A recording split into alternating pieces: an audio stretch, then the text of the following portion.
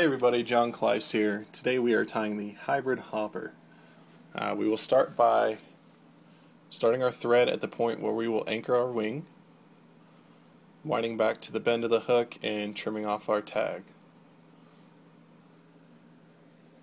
Next we are creating a dubbing loop, winding our thread forward to the point where we started.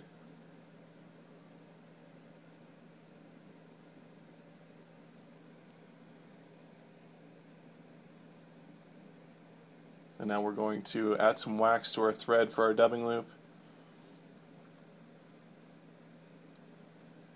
And then stack our dubbing in the loop. For this we are using the Spirit River Dazzle Hare's Ear dubbing, but you can use any Antron Hare's Ear mix, whatever you prefer. I like to use a synthetic blend that has a lot of guard hairs. So now we're twisting our rope, and I use this technique because I don't know if you've seen those really buggy looking nymphs like the hare's ear nymphs you can buy in the shop. It just makes sense to me to do it this way because those guard hairs really stick out and they trap air, so it helps it float. So now we're wrapping our rope forward.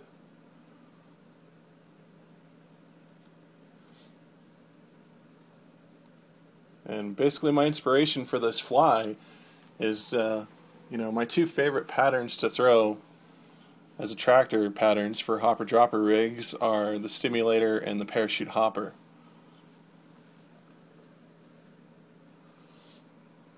So this has elements of both flies. So now we are going to tie off our dubbing rope and clip off the excess.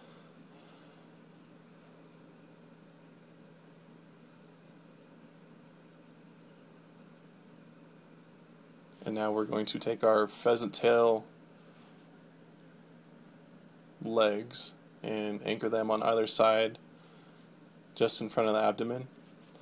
When I'm doing this, I try and anchor them so that the knot that forms the bend in the back of the leg is just past the abdomen of the fly or to the bend of the hook. Same thing.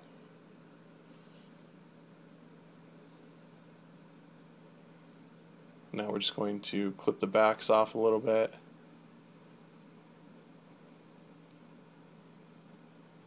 And then trim the excess fiber.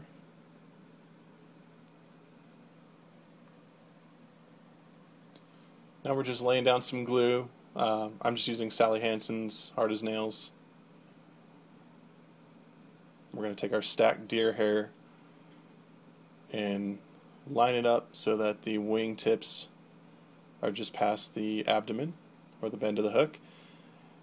And when we're anchoring, I start with loose wraps and then do progressively tighter wraps while holding everything back. And now we will trim our tag end of our hair. Make sure we're catching all those little fibers. And then we're just going to clean it up a little.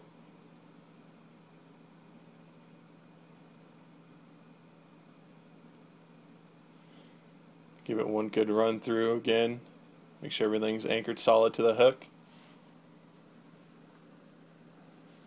So far we have the abdomen and legs of a parachute hopper, or similar to a parachute hopper I should say, and now we're working on the wing and the thorax of a stimulator. So I've just attached our brown hackle and I'm creating a second dubbing loop.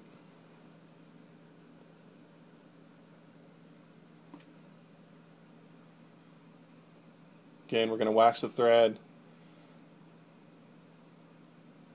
stack our dubbing in the loop, trying to get it as even as possible so there's no bumps in our rope.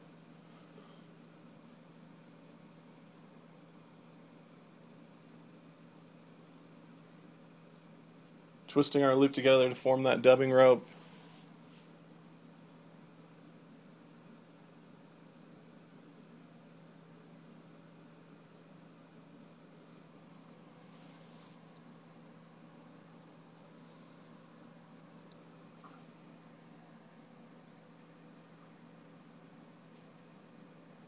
Now I'm just attaching my hackle pliers. Makes it easier to palmer this rope.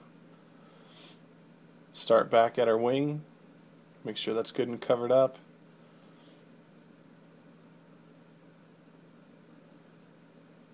You want to try and get it to taper a little bit, but not a whole lot. It doesn't have to be that noticeable. Fill in the gaps, same as we did with the abdomen. We're going to tie off our rope,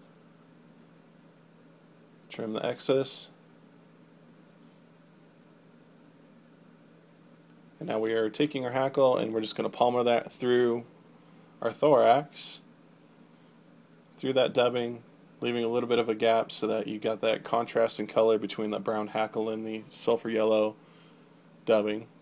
Again, you can use any color you want. I'm just using sulfur yellow. I've had a lot of success with this particular color in the Dreamstream. Pulling everything back and tying off. Doing our whip finish. And there you have it, the hybrid hopper. Thanks for watching, everybody.